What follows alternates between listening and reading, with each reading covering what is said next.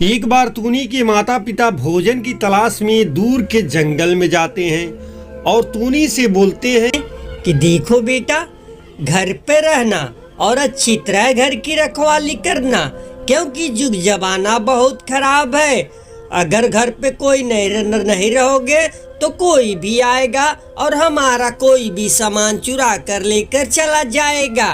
फिर टूनी बोलता है, ठीक है पप्पा, मैं घर पर ही रहूंगा, घर की रखवाली अच्छी तरह करूंगा।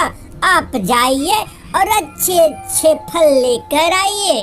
फिर टूनी के माता पिता चले जाते हैं। तब तक एक चालाक कौवा, चोर कौवा उसके घर आता है और बच्चे को अकेला देख करके बोलता है, अरे बेटा लुल्लू, कितने बड़े हो गई बेटा।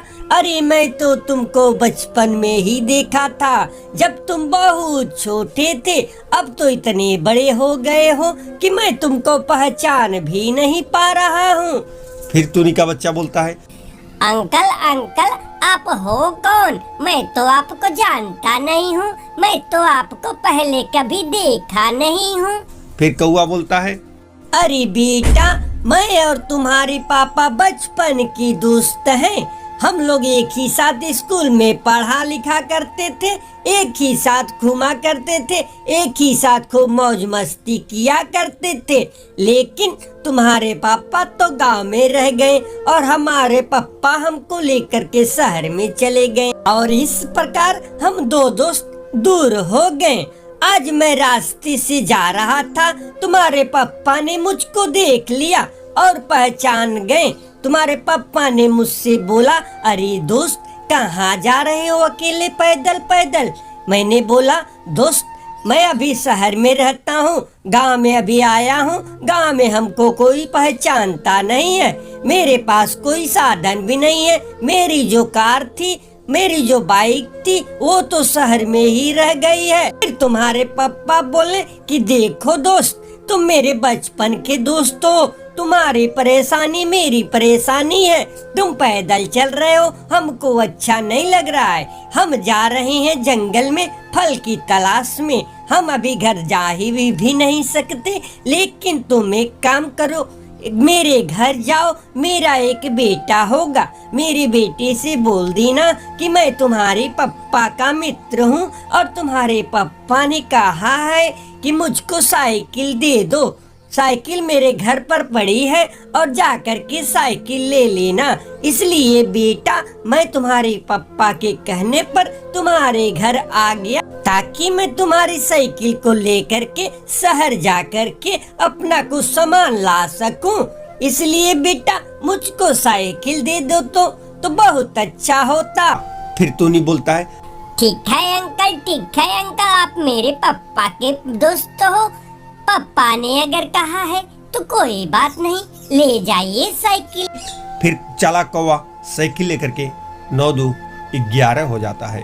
फिर टूनी के माता पिता जब घर आते हैं तो देखते हैं, अरे साइकिल तो है नहीं। अरे बेटा, साइकिल कहाँ गई? फिर टूनी बोलता है, अरे पप्पा,